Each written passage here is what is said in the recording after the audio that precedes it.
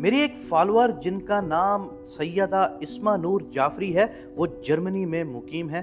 अल्हम्दुलिल्लाह वो वहाँ वेल सेटल्ड है।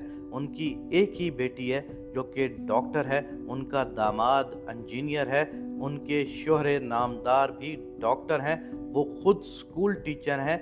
मुख्तसर ये कि उनकी फैमिली अल्हम्दुलिल्लाह अल्हम्दुलिल्लाह बेहतरीन अंदाज में सेटल है और एलीट क्लास में शुमार होती है। वो मेरी बाकायदा तमाम वीडियोस को देखती हैं, लेकिन अक्सर दोस्तों की तरह खामोश रहती हैं। मैंने अपनी पोस्ट पर कभी उनका कमेंट नहीं देखा और ना ही कभी कोई मुझे उनका नोटिफिकेशन आया है, लेकिन चंद दिन पहले अचानक उन्होंने मुझे मैसेंजर पर राब्ता किया, मेरा हाल वाल पूछा और फिर अल्लाह ताला की ज़ात की रज़ा के लिए मुझ पर भरोसा करते हुए अपनी वालदा के इसाले सवाब की नीयत से मुझे 25,000 रुपये भेज दिए और बिना कोई तहकीक व तस्दीक किए फ़कत मुझसे इतना कहा कि किसी मुनासिब जगह पर लगा देना। मैंने वो रकम अपने पास महफूज रख ली और उस रकम के लिए सबसे मुस्तहिक शख्स का इंतखाब करने लगा।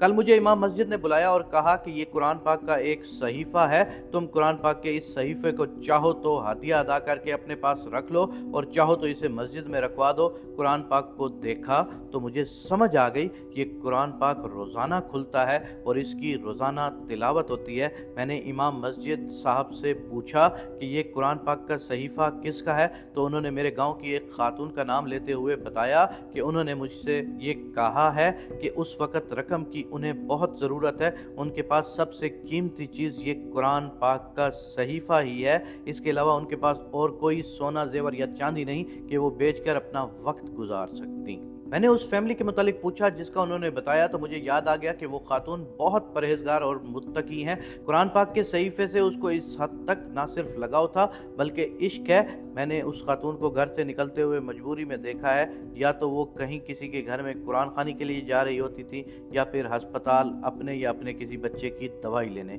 इसके अलावा मैंने उनको कभी गांव की गलियों में या शहर में नहीं देखा और उस कुरान पाक को मैंने उसे सीने से लगाए हुए ज़रूर देखा है। इसलिए जब मैंने ये कुरान पाक के मुतालिक सुना तो वो फैमिली बेचना चाह रही है तो मुझे हैरत हुई। मैंने इमाम मस्जिद से उसकी वजह पूछी तो उन्होंने बताया कि वो फैमिली इंतहाई सफ़ेद पोश है।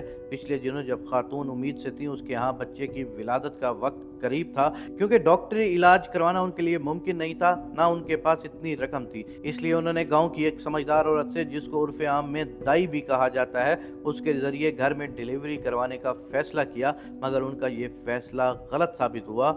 वो दाई बच्चे की डिलीवरी करने में नाकाम हुई।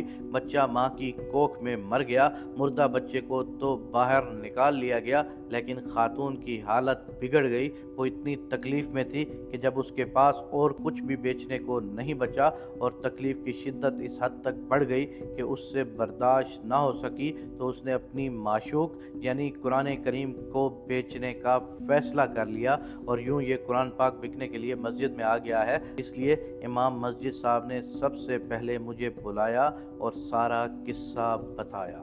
इमाम साहब से ये सारा वाक़या सुनने के बाद मुझे वो तमाम रकम जो सैयदा इस्मा नूर फातिमा ने भेजी थी, मैंने वो सारी रकम वालदा साहिबा के ज़रिए उस फैमिली तक पहुंचा दी और अल्हम्दुलिल्लाह इसी दौरान उनकी सफ़ेद पोशी का भी भरम रह गया। रकम भी हकदार तक पहुंच गई, खातून का इलाज भी हो गया और उसकी जान भी बच गई, बल्कि उस रकम से 5,000 बच गए जो वापस हमारे पास आए। मैंने फिर वो रकम उन तक पहुंचा दी और कहा कि ये भी आपके लिए है, और साथ ही उनको सैयदा इस्मा साहिबा की वालदा की, जो कि इस दुनिया से गुजर चुकी हैं, उनके लिए दुआ की अपील की। मुझे सबसे ज़्यादा खुशी इस बात की हुई कि आज फिर हमारे गांव में कुरान खानी की महफिल थी, जिसमें मेरी वालदा भी शामिल थी और वो खातून भी आई हुई थी। जब महफिल के इख्तिताम के बाद दुआ होने लगी तो उस खातून ने मेरी वालदा से कहा कि उन साहिबा और उनकी वालदा मरहूमा के लिए ज़रूर दुआ करवाइएगा, जिनकी वजह से आज मैं ज़िंदा हूँ। फिर सारी महफिल ने मेरी इस फॉलोअर की वालदा के लिए दुआ की। मैं आप लोगों से भी कहना चाहूँगा कि आप भी उन लोगों के लिए और उनकी वालदा के लिए ज़रूर दुआ कीजिए।